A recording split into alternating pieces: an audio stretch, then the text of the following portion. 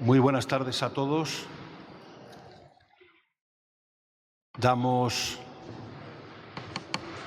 el inicio, el comienzo de la segunda conferencia de este año, la 10ª, desde que comenzamos. Y esta la hemos titulado Iconografía navideña en la Catedral de Zamora. Precisamente el tema está elegido porque estamos en el tiempo de la Navidad.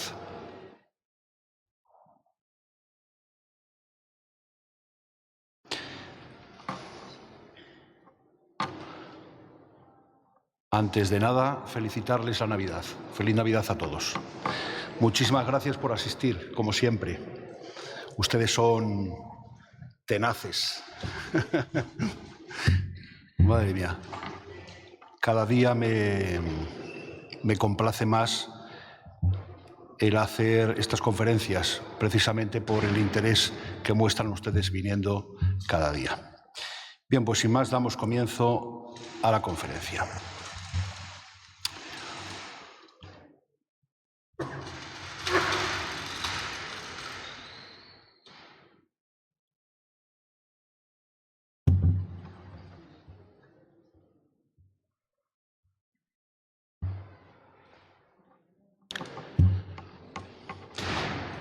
Esta primera diapositiva es una tabla que existe en el trascoro, en el altar del trascoro.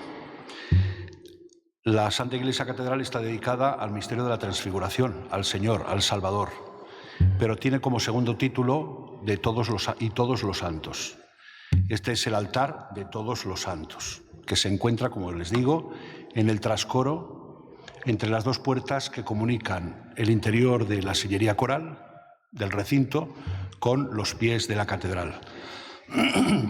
Es una tabla de un pintor llamado Gil de Encinas, que la pintaría en torno a 1525, es decir, el primer cuarto del siglo XVI. Y dirán, ¿y qué tiene que ver esto con la Navidad? Claro, porque esperábamos ver imágenes de la Virgen con el Niño, San José, los pastores, los magos, pero Cristo entronizado entre los ángeles y los santos parece que no es un tema muy navideño. Pues efectivamente es una introducción al tema de la Navidad. En la liturgia de la Iglesia, el tiempo de Adviento,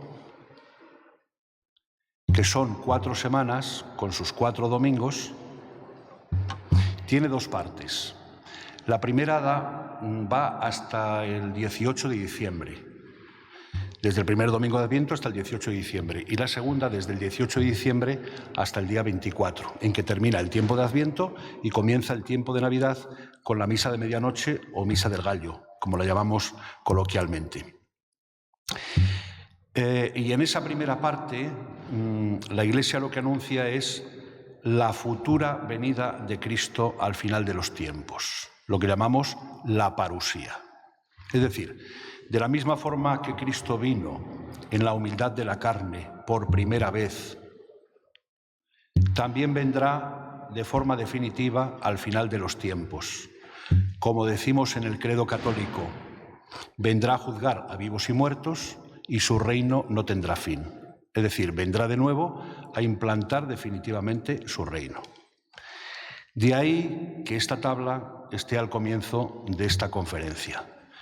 Vemos a Cristo que está entronizado a punto de juzgar a los pueblos. Delante de él, en el centro, está San Miguel, que es el arcángel que pesa las almas. Por tanto, se va a establecer un juicio. A un lado y a otro hay ángeles, a la izquierda músicos y a la derecha cantores. Y a un lado y otro de Cristo, en la tabla se ven a santas y santos. Se observa ahí a Santa María, Santa Catalina de Alejandría, Santa María Magdalena, Santa Clara de Asís, Santa Brígida, en el lado de las santas. Y en el lado de los santos, a nuestra derecha, están San Juan Bautista, San Juan Evangelista, San Pedro, San Pablo, etc. No me detengo más en la tabla porque la próxima conferencia será sobre la pinacoteca, es decir, la colección de pintura que tiene la catedral. Entonces allí, en ese momento, desentrañaremos un poco más el mensaje de la tabla. Pero esto nos recuerda que el tiempo del Adviento, en su primera parte, nos está anunciando la futura venida de Cristo, el eschatón, la parusía. Y del 18 al 24 nos prepara el tiempo del Adviento para la celebración litúrgica de la Navidad, es decir, del alumbramiento de Cristo. Por eso en los últimos días se hace mención al misterio de la encarnación de Cristo.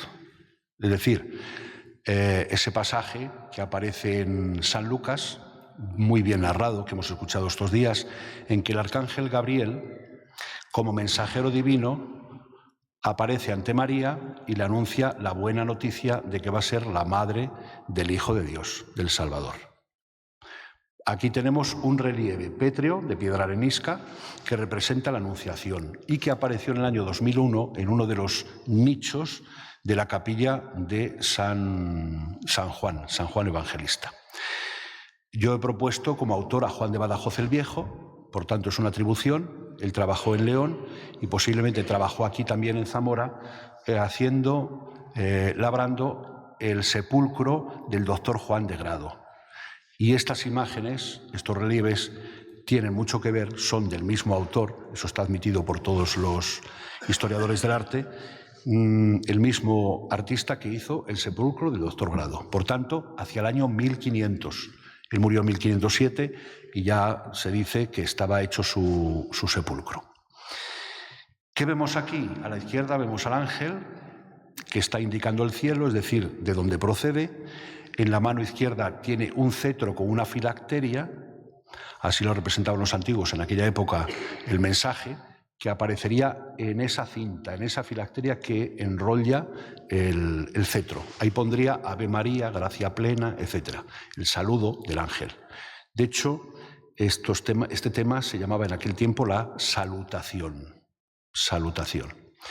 En el centro está un búcaro con 3 lirios, con 3 flores, que hacen alusión a la virginidad de María, antes, en y después del parto. Y luego la Virgen María está arrodillada, está ante una mesita con un libro abierto. Se ve que es un interior doméstico. Está, por tanto, representada la Anunciación en su propia casa, en Nazaret. Y la Virgen está pasando con sus dedos las hojas de un libro.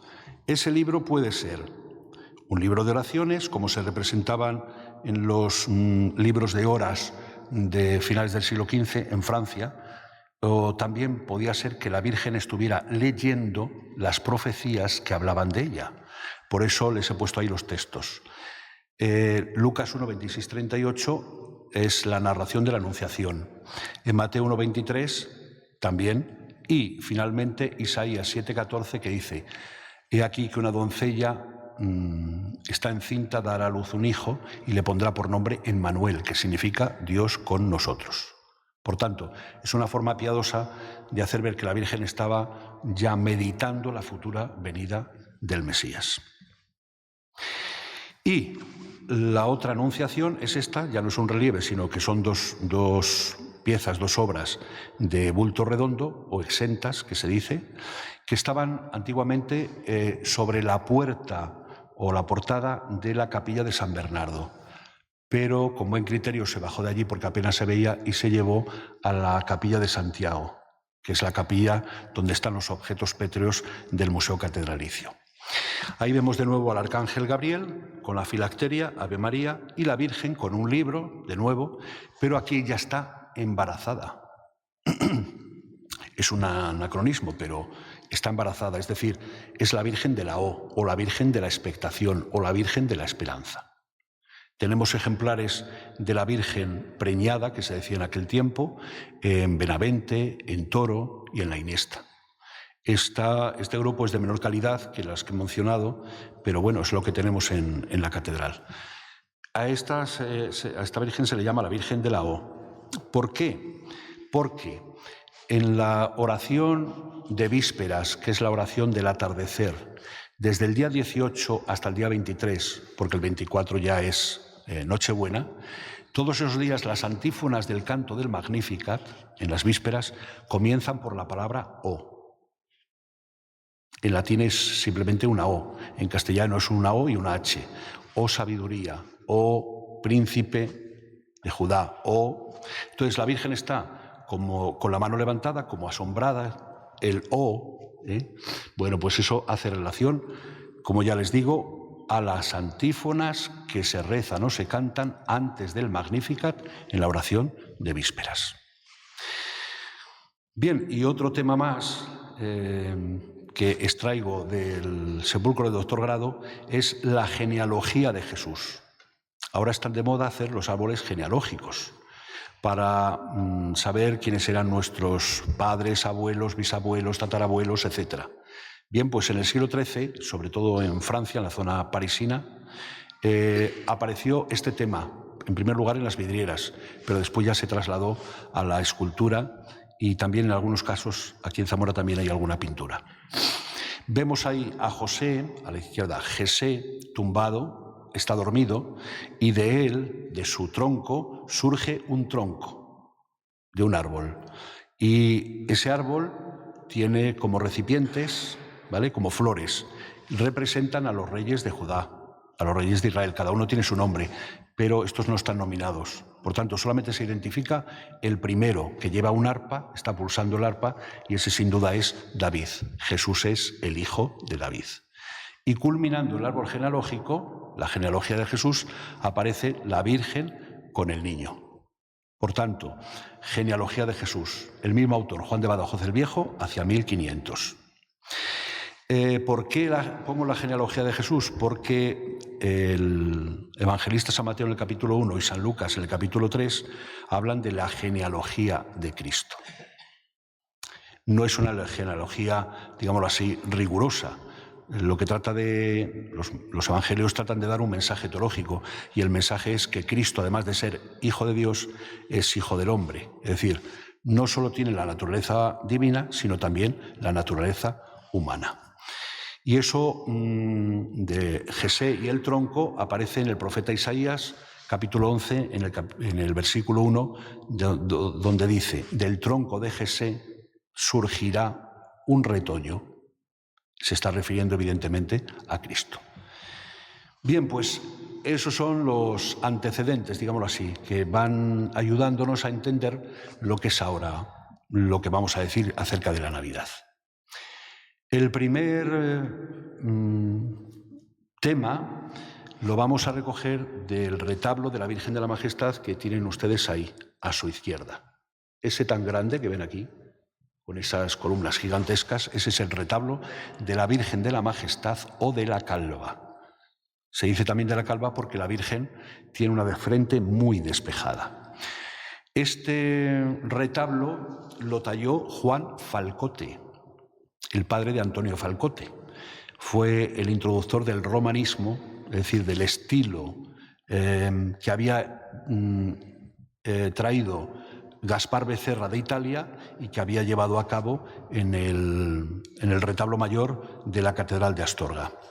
Pero todavía tiene el influjo, la influencia de Juan de Juni, especialmente en la expresión de las figuras, etc. Ese pathos juniano lo tiene también. Por tanto, es un romanista, pero también con tintes junianos.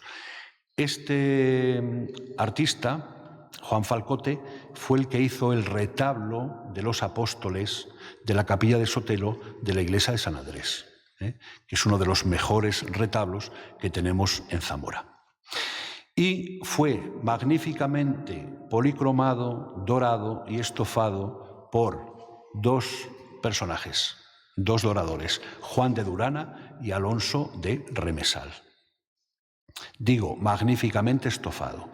El contrato con ellos se hizo en 1586 y generalmente los retablos se doraban, se policromaban 2 o 3 años después de haberlos tallado. Por tanto, hacia 1580-85 se hace el retablo y finalmente se dora a partir de 1586. Estamos a fines del siglo XVI. Bueno, el retablo llama mucho la atención, llaman también mucho la atención los relieves después vamos a reparar en ellos, y a veces pasa totalmente desapercibida esta figura, esta escultura, que no está hecha en madera, sino en piedra arenisca. Les diré, por ejemplo, que cuando en el año 1988 comenzó la serie de las exposiciones de las edades del hombre, se intentó llevar, pero no se atrevieron a bajar la imagen, por ser de piedra tan pesada. Pasa algo desapercibida porque fue estofada a la vez que el retablo, en 1586. Pero la escultura es de hacia 1300 aproximadamente, año más, año menos. Estamos en el gótico final y está vinculada esta pieza a los talleres leoneses que habían trabajado en la Catedral Gótica de León. Por tanto, una pieza excepcional por el material, por la calidad de la labra, por la magnífica estofadura que tiene. Gómez Moreno, cuando vino a Zamora a hacer el catálogo monumental en 1905, aunque el catálogo se publicó en 1927, escribió de ellas las siguientes frases. No conozco otra imagen española de su tiempo y clase capaz de rivalizar con ella. Por tanto, para él era suprema, superior. Es una labra magnífica. La Virgen está entronizada, posiblemente llevase un cetro o una flor en la mano derecha y al niño lo tiene colocado sobre su pierna, su rodilla izquierda. Y el niño está en una postura graciosísima, es magnífico también el plegado que tiene, y luego tiene la bola, el orbe del mundo en su mano, que hace alusión evidentemente a lo que dice la Escritura, de que Dios Padre puso todo en mano del Hijo. Pasamos ya a los relieves del banco. El banco o la predela, que es la parte baja del retablo. En las zonas laterales, en los pedestales de las columnas, pues hay evangelistas, está representado también Isaías, que recuerde, David también, pero nos interesan más los relieves que hay en el centro. En primer lugar, el anuncio a los pastores. La fuente literaria está en el Evangelio de San Lucas, en el capítulo 2. Vamos a verlo con más detenimiento. Ahí vemos arriba el ángel que trae el mensaje a los pastores. Hoy en la ciudad de David os ha nacido un Salvador, el Mesías, el Señor. Y abajo tenemos a un pastor que está cuidando el rebaño, están al raso, parece como dormido porque es medianoche, las ovejas y también el mastín, el perro que las cuida. Y en el lado derecho, también abajo, tenemos otros dos pastores que están escuchando la buena noticia por parte del ángel. Eso está a la izquierda. A la derecha está la Epifanía o adoración de los magos. Epifanía es una palabra griega que significa, o se puede traducir por manifestación. Toda la Navidad es una manifestación, y además una manifestación luminosa. El pueblo que caminaba en tinieblas vio una luz grande. Cuando a los pastores se les anunció por parte del ángel que había nacido el Salvador, dice que la gloria del Señor los envolvió de claridad y se llenaron de gran temor. También en la Epifanía, en la adoración de los magos, aparece la estrella que viene del oriente y que trae a los magos justamente hasta el portal, hasta el encuentro con Jesús. Bien, pues entonces tenemos este tema de la Epifanía o adoración de los magos que aparece no en el Evangelio de San Lucas, sino en el Evangelio de San Mateo, en el capítulo 2. Respecto a la estrella tiene su tradición en la Sagrada Escritura, pero hay una alusión fundamental que aparece en el libro de los Números, en el capítulo 24. Y es que Balac, el rey de Moab, le pide a Balaam, que es un vidente, que maldiga al pueblo de Israel que va a entrar en la tierra prometida. Y es aquí que va a varios lugares con la intención de maldecir al pueblo de Israel, pero no puede. Le sale una bendición en vez de una maldición. Y en una de esas bendiciones dice, de Jacob avanza una estrella, un cetro surge de Israel. Por tanto, la estrella no es baladí. Primero, significa la luz que guía a los magos. Y en segundo lugar, tiene una tradición en la Escritura que se concreta en este momento, en el momento en que los pueblos, las naciones, van a adorar al niño. Luego, hemos convertido los magos, que dice el evangelista San Mateo, en reyes. ¿Por qué razón? Pues hay dos textos, uno de Isaías y otro en el Salmo 71, que dicen, el primero, Isaías 60, caminarán los pueblos a tu luz, los reyes al resplandor de tu aurora. Pues ya basta decir esto para identificar a los magos que vienen de Oriente con los reyes. Y ahora los llamamos los reyes magos. Más en sentido comercial, pero bueno, son magos, magos de Oriente, observadores del cielo, del firmamento. Y luego el otro texto, el del Salmo 71, que dice, estos dos textos están en la liturgia del día de la Epifanía, del día 6 de enero, que los reyes, de nuevo reyes, de Tarsis y de las islas le paguen tributos. Tarsis, dicen algunos que es el modo de referirse a Tartesos, que era una civilización que existía en la península ibérica. Que los reyes de Saba y de Arabia le ofrezcan sus dones. De nuevo aparecen también los reyes. También hablan de dromedarios, de Saba, etcétera, etcétera. Que se postren ante él todos los reyes, por tercera vez. Ese salmo se recita o se canta el día de la Epifanía. Por tanto, un motivo más para identificar a los magos con los reyes. Luego, ¿por qué son tres?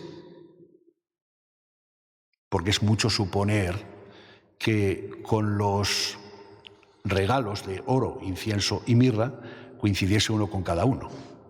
Dice, le ofrecieron oro, incienso y mirra, pero el Evangelio de San Mateo no nos dice nada acerca del número. Incluso algunos evangelios apócrifos hablan hasta de 7, de 8, de 20, etc. Bien, vamos a dejarlo en 3, precisamente por los dones. El oro, el incienso y la mirra. Después, ¿por qué tienen 3 edades? Porque al que llamamos Melchor lo identificamos con el más mayor, con el anciano, a Gaspar con el adulto y a Baltasar con el joven. Son las 3 edades del hombre. Quiere decirse que vienen todos los hombres, todos los pueblos, todas las naciones a adorar a Cristo. Y todas las naciones, todos los hombres están representados en las 3 edades. Y por último, ¿por qué uno, el tercero, es de color negro?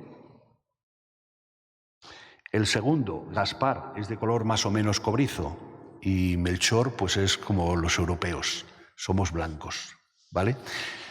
Pues también por representar a los 3 continentes entonces conocidos, aunque luego se sumó el de América. Bien, entonces, uno representa el continente europeo o euroasiático, otro el africano y otro el americano, ¿vale? Por tanto, ya no solamente son las 3 edades del hombre, sino los 3 continentes, las 3 razas. Ahí tenemos en detalle la estrella, arriba a la izquierda, a la derecha San José y la Virgen, San José siempre en un plano muy discreto, en un plano secundario. Eso tampoco es baladí, no es casual. Y es que lo que quiere significarse es que José es el padre legal de Jesús, pero no el padre biológico. Por tanto, tiene su misión en los primeros misterios, sí, pero es secundario, no es como María, la Virgen, madre biológica de Jesús. Y después abajo tenemos a Melchor, que le está ofreciendo una especie de copa, otro, el del centro, Gaspar, que tiene una copa también y la corona en la mano, por tanto se la ha quitado ante el Rey de Reyes, y finalmente Baltasar con otra copa también y sin corona. Veremos cómo el primer mago, al que denominamos Melchor, siempre se le representa arrodillado ante Jesús. Ese tema se llama en griego proskínesis. Y proskínesis significa arrodillarse, postrarse para adorar a alguien, en este caso a Jesús. La proskínesis de Melchor. Y finalmente, en el centro está el nacimiento y la adoración de los pastores. El nacimiento sería solo si estuviesen María, José y el niño, pero adoración de los pastores cuando aparecen pastores, y ahí tenemos en un segundo plano a 2 pastores con sus ovejas. La narración está en San Lucas, en este caso, no en San Mateo. A la Virgen María la vemos cogiendo con su mano derecha el bracito de su hijo, asombrada por tan gran misterio, por eso tiene la mano de ese modo enseñando la palma, y luego San José en adoración juntando sus manos. Y también San José lleva callado para significar que era anciano, es decir, que no había tenido participación en la gestación o en la concepción del niño y en la gestación de María. Y luego vemos ahí a los pastores, ya os digo, con los dos corderos. Vamos a ver esos detalles. San José a la izquierda, el niño Jesús, porque dice el evangelista, encontraréis a un niño envuelto en pañales y recostado en un pesebre. Pues bien, lo vemos desnudo, sobre pañales, y los pañales colocados sobre el pesebre, en el establo. Y luego la Virgen María. A la derecha vemos a un pastor con su cordero, que se lo lleva de regalo al niño. Y finalmente, en un plano secundario también, vemos al buey y al asno. ¿Lo ven a la izquierda? Bien. ¿Por qué razón? Es un elemento, sí, casi anecdótico, algo pintoresco, pero tiene también tradición bíblica, tradición en la Escritura. Y es que el profeta Isaías, al comienzo de su libro, capítulo 1, versículo 3, dice así: «Conoce el buey a su dueño y el asno el pesebre de su amo. Sin embargo, Israel no conoce, mi pueblo no discierne». ¿A qué hace alusión? Pues a lo que cuenta el evangelista San Juan en el prólogo de su evangelio, que Jesús vino a los suyos y los suyos no lo recibieron. Estaban dormidos, despistados, no estaban preparados. Sin embargo, el buey y el asno sí estaban presentes, según la tradición, en el establo. Pasamos del retablo de Nuestra Señora de la Majestad a un grupo escultórico que está en una cabaña o nicho en la capilla del cardenal Mella. Hay 2 nichos. Uno de ellos tiene el nacimiento y la adoración de los pastores y de los ángeles, y otro tiene el Calvario, con alguna obra previa, porque esto lo hace Juan de Montejo el Viejo y lo policroma Alonso de Escobar a partir del año 1598. Pero hay algunas piezas ahí anteriores que les haré reparar en ellas.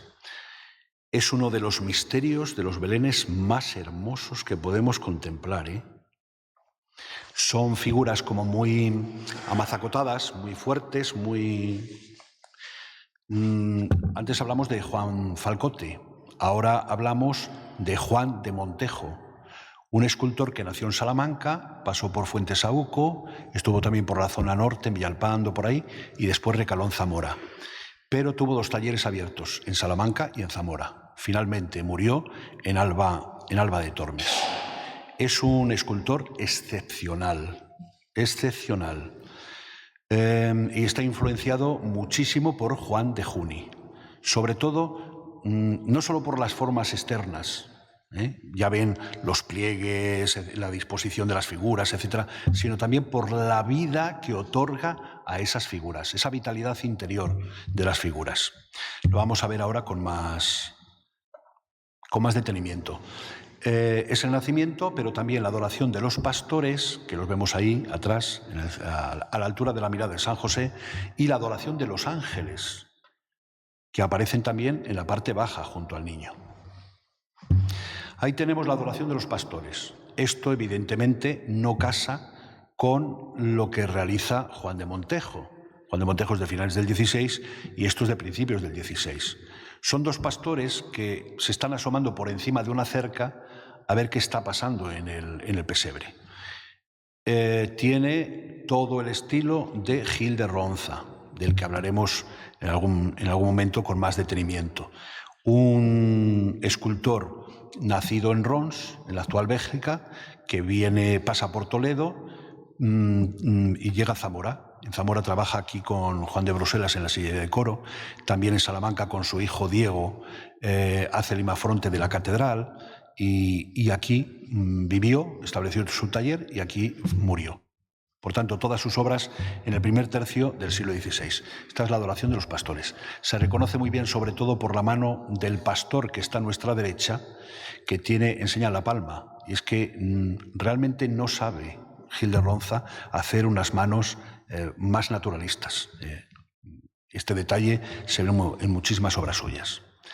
Ahí tenemos al niño Jesús, colocado en el pesebre, un comedero hecho con mimbres, después heno, después los pañales y el desnudito encima. Es una obra preciosa también, ¿eh? Luego quiero hacerles ver que en este nacimiento la policromía está hecha a pulimento, por eso tiene esos brillos. Y es que después de haber dado el óleo, frotaban con vejiga para darle ese lustre. Parece más la policromía de un plato vidriado que de una escultura, con lo cual realza más, resalta más la figura. El niño rollizo, ahí están San José y la Virgen María. Fíjense qué caras, qué rostros, qué expresiones. Juan de Montejo hizo varios retablos aquí en Zamora. Por ejemplo, el del Fito tiene un calvario que está en la iglesia de San Julián en Toro. En Zamora tenemos el de la sacristía, pero que es una capilla privada, fundada por una persona, en la iglesia de San Cipriano. Tenemos también en Jambrina, tenemos también en Morales de Toro. Es decir, en Zamora dejó mucha obra, ¿eh?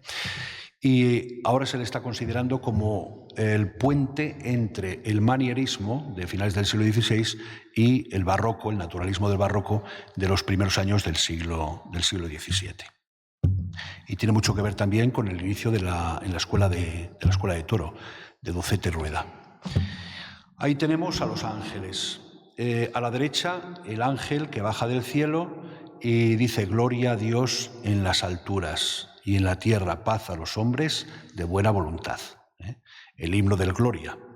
Y a la izquierda, los ángeles que están arrodillados y adorando al niño. Debajo de ellos está el niño. Y este tema hace alusión a lo que hemos escuchado el otro día en la misa de Navidad, que está tomado de la carta a los Hebreos, al comienzo. De muchas maneras habló Dios desde antiguo a nuestros padres por boca de los profetas. En esta etapa final nos ha hablado por medio del Hijo. Y hay una frase que dice: al introducir Dios, Padre, a su primogénito en el mundo, dice: adórenle todos los ángeles de Dios. Es un tema poco practicado en las artes plásticas, pero bueno, aquí en Zamora tenemos algún caso más, sobre todo, por ejemplo, el de Francisco Antolínez, de las pinturas que había en los Remedios. Se ven a los ángeles adorando al niño, no solamente a los pastores. Y luego, en el fondo del nicho o de la cabaña, hay también una pintura del siglo XVI con los pastores. Ahí vemos a uno que está tapándose porque le está cegando la luz de la gloria, y también tenemos ahí a un pastor, era bastante común en aquella época, dedicado también a tocar instrumentos, ¿eh? En este caso está soplando una gaita. Por tanto, la pintura del fondo. Bien, hemos visto retablo de la Virgen de la Majestad, hemos visto el nacimiento de la capilla del Cardenal Mella. Pasamos ahora a la capilla de San Bernardo, que es la última de las capillas y la última también, o se puede llamar primero, antes de los arcosolios, que está donde está el Cristo de las Injurias, en la nave sur. Bien, este retablo ya es posterior.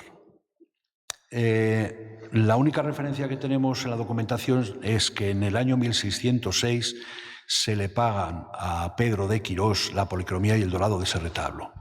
Y evidentemente es de Juan Ruiz de Zumeta, porque hay un retablo con imágenes, con relieves muy, muy similares, casi idénticos, en la iglesia de Pelagonzalo, que se sabe que es de Juan Ruiz de Zumeta. Es un escultor norteño, navarro, que recaló finalmente en Zamora. Él muestra la influencia de Juan Falcote, del romanismo, pero también de Juan de Montejo, ese expresionismo juniano del que he hablado, porque trabajó con Juan de Montejo e imitó a Juan de Montejo. Es como el sucesor o el discípulo fundamental de Juan de Montejo.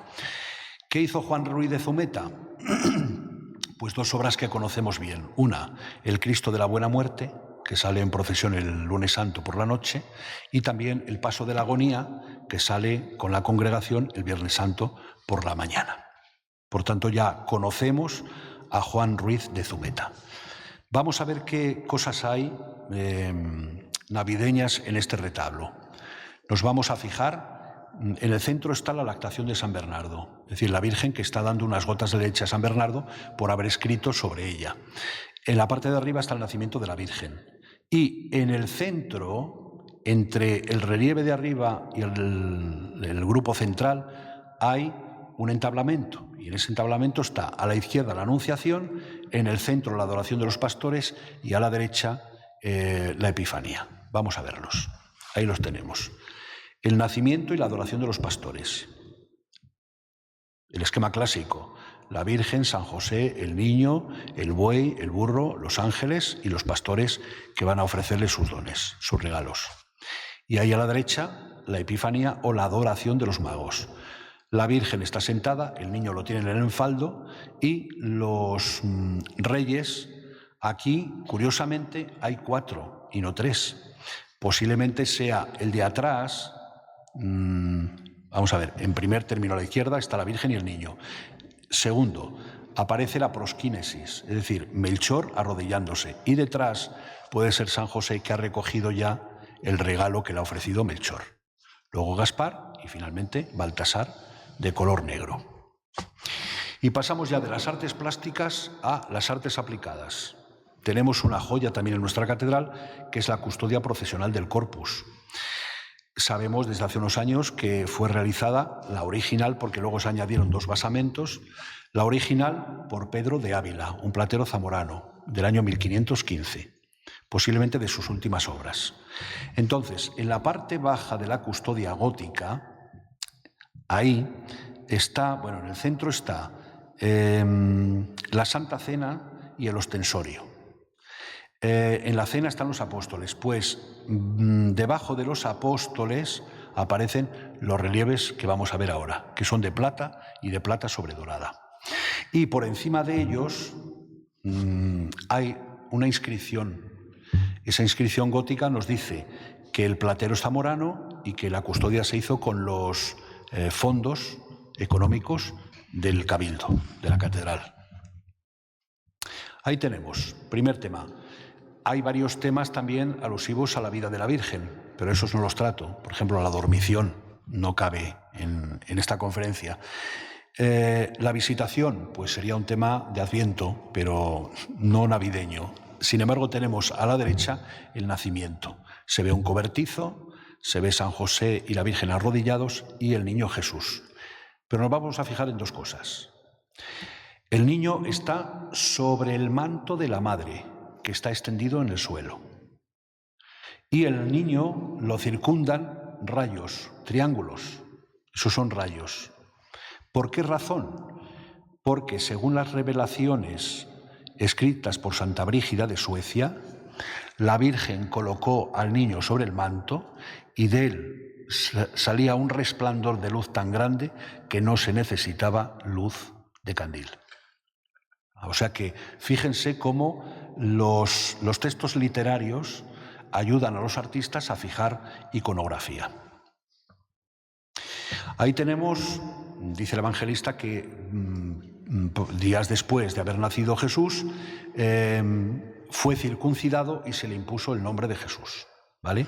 Por tanto, ese es el tema de la circuncisión e imposición del nombre de Jesús. Ahí está el sacerdote que lo va a circuncidar y le ponen por nombre Jesús.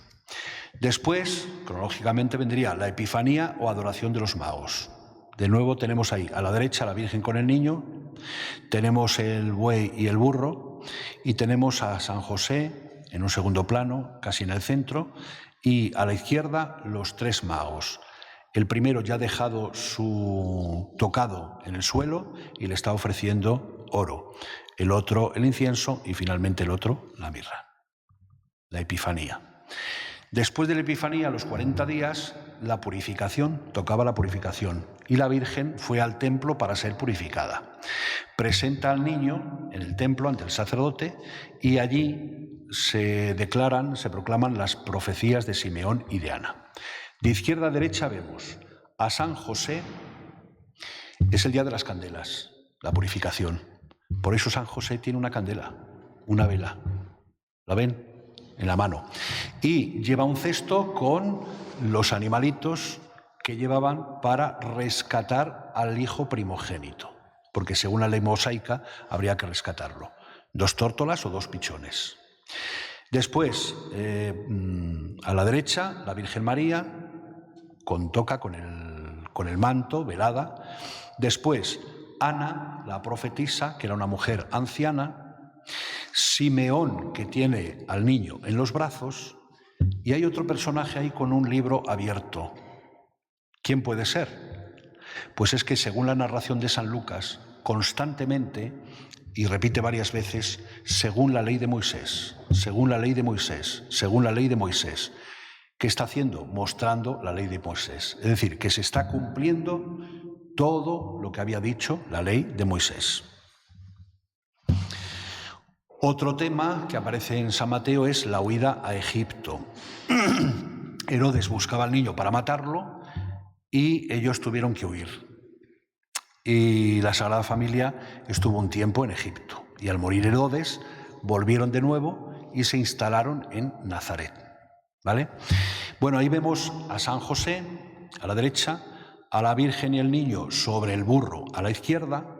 A derecha y izquierda, en los extremos, aparecen ángeles e incluso debajo del ángel que está a la derecha aparece un perro. ¿Lo ven? Bien. Los ángeles están doblando las ramas del árbol. San José está haciendo lo mismo. ¿Para qué? Para ofrecerle dátiles al niño. Pero eso no lo dice el Evangelio de San Mateo. Eso está tomado de los libros apócrifos. Es decir, de aquellos evangelios en los cuales la Iglesia no se reconoció como tal y por tanto no los proclamó como canónicos. ¿Sirvieron para los artistas, como los escritos espirituales, etcétera? Pues sí, sirvieron.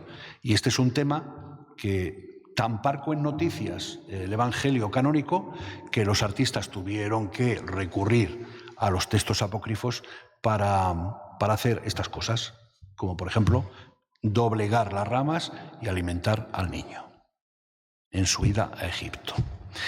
Y finalmente, aquí está el niño subido sobre un estrado.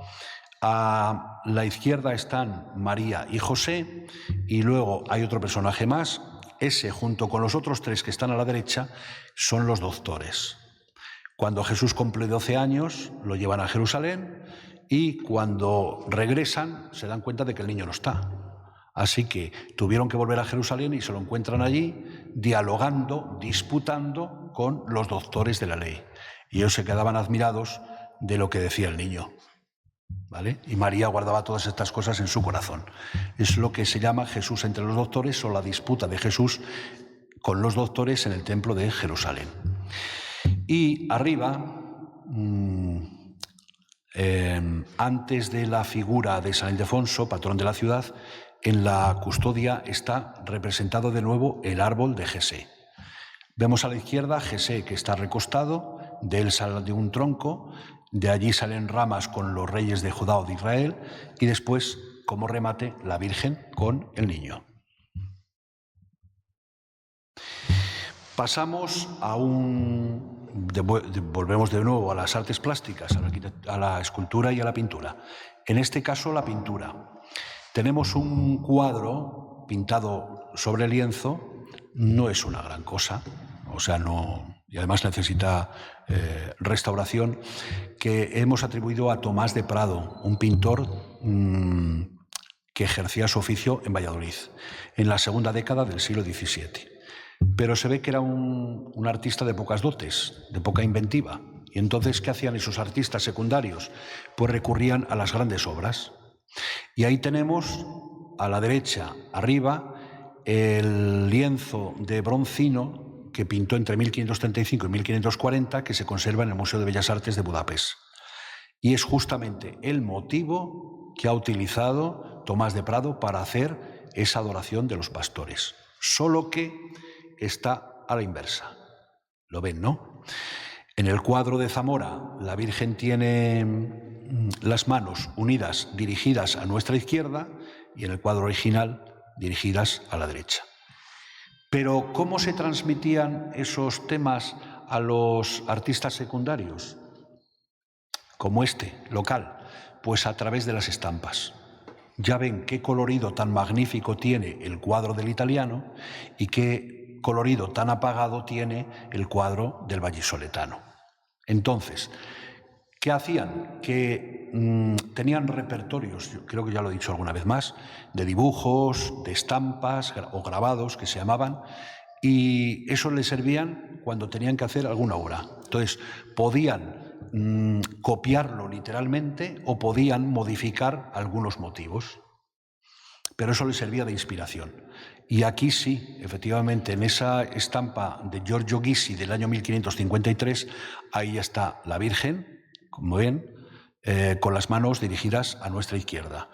Está también el ángel que está junto a la Virgen, y está también ese personaje que lleva una cesta de huevos, y a la derecha está San José también. Mal, porque tiene muchas incorrecciones, no es una cosa, ya digo, extraordinaria, pero bueno, nos ayuda a ver cómo funciona la obra de arte. Aquí tenemos no un lienzo, sino un cobre, que está en el Museo Catedralicio, porque hay la pintura se podía pintar en diversos soportes, en lienzo, en otro tipo de tela, se podía pintar sobre alabastro, se podía pintar sobre cobre, sobre cristal también, etc. No abunda mucho, pero bueno. Sin embargo, los cobres sí, algunos más hay.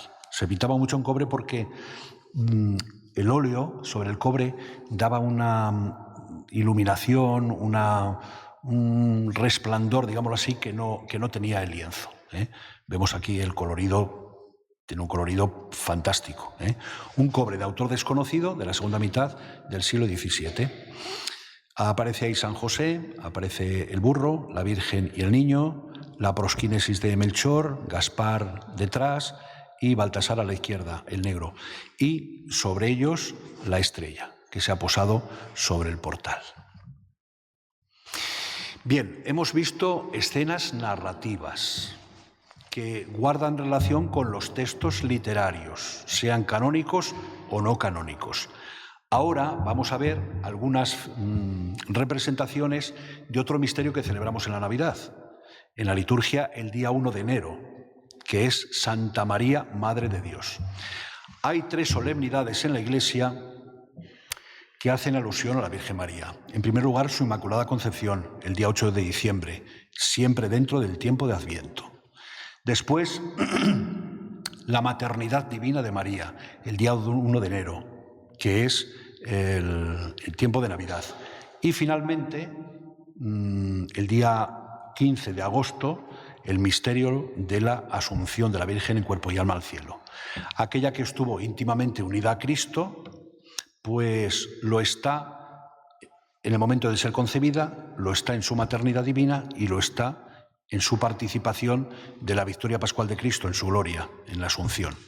Entonces, este tema ya son temas conceptuales, es decir, que muestran el dogma, lo que la Iglesia cree, pero no son temas narrativos. En primer lugar, esta, la más antigua, que es del último cuarto del siglo XII, la Virgen entronizada con el niño Jesús, entre 2 ángeles turiferarios, es decir, que tenían incensarios, pero los han perdido. Está en la portada del obispo, en el lado derecho, porque en el lado izquierdo está San Juan y San Pablo caminando. Evidentemente, aquí el arte gótico, y el arte gótico concretamente francés, de París, de Chartres, etc., ha llegado a Zamora. Pero fíjense en lo siguiente. Primero, las ramas y las alcachofas. Está hablando de la exuberancia de la salvación. Lo mismo que por Eva, la madre de los vivientes, por tomar del fruto prohibido, hizo que los hombres experimentaran el pecado, así por una mujer, la nueva Eva, por haber dicho sí al ángel y haber obedecido a Dios, nos ha traído el fruto de la salvación, que es su Hijo, que es Cristo. Esto está ya en San Ireneo de Lyon, que habla de la Eva y de la nueva Eva. Pero aquí hay un matiz también importante. La Virgen María está entronizada y apoya sus pies sobre un escabel que tiene forma de puente o de acueducto. ¿Lo ven? Bien. Pues eso tampoco es casual. Y es que en aquella época influyeron mucho los escritos de San Bernardo de Claraval. Y él tiene un sermón sobre la Natividad de la Virgen María en que habla de ella, de la Virgen María, como acueducto o como puente por el cual nos viene la gracia. O sea, es una cosa preciosa. Bueno, pues eso así lo ha plasmado el artista en esta obra tan excepcional. Después tenemos ya de hacia 1500, en el sepulcro del Doctor Grado, en la cama, en alabastro, tenemos a la Virgen María coronada por los ángeles y al niño en su enfaldo. Y el niño tiene también la bola del orbe. Y a un lado y a otro, dos ángeles, uno músico y el otro ofreciendo un lirio. Digo, de hacia 1500. Un poquito más tardío, de hacia 1510, el sepulcro de don Juan Romero, que guarda relación con el anterior, pero no sabemos quién lo realizó y no nos atrevemos a dar nombres todavía. Ahí está la Virgen cogiendo de la mano al niño.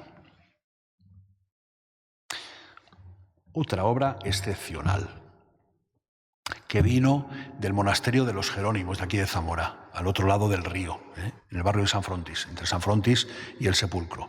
Es la Virgen con el niño y San Juanito. Y ya verán qué tema tan bonito. Está realizado en mármol de Carrara.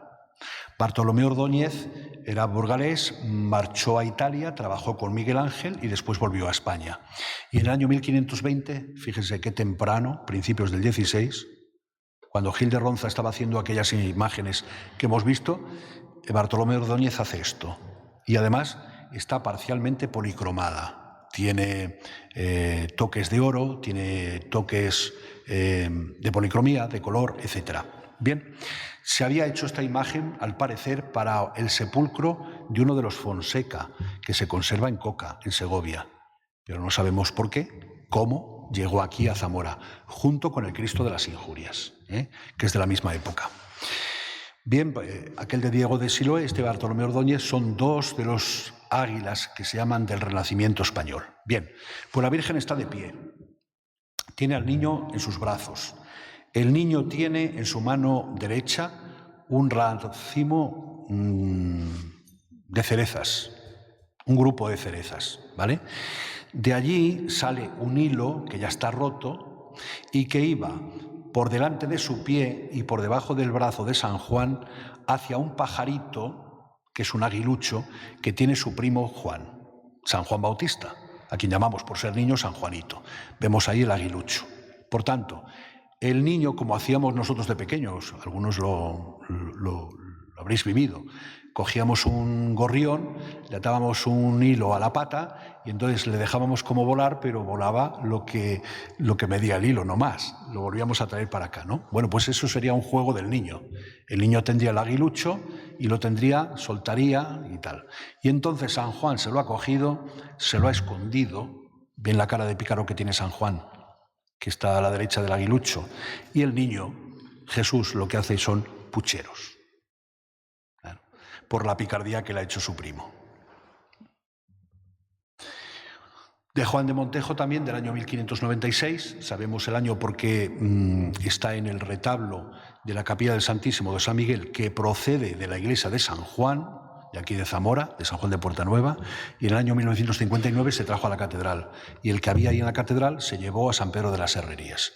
Pues bien, esta es Nuestra Señora de la Piedad, de Juan de Montejo, finales del siglo XVI, ya se atisba ahí ya el barroco, especialmente en esos pliegues ya más metálicos, más duros que hacen la parte baja. Pues es la Virgen y el niño jugueteando pues en brazos de su madre.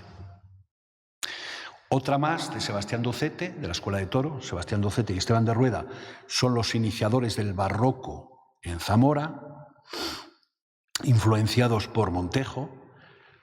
Ha habido siempre una pugna en estos últimos años entre los historiadores acerca de si conocieron Sebastián Docete y Esteban de Rueda la obra de Gregorio Fernández y si la obra de Gregorio Fernández influyó en Sebastián Docete y Esteban de Rueda.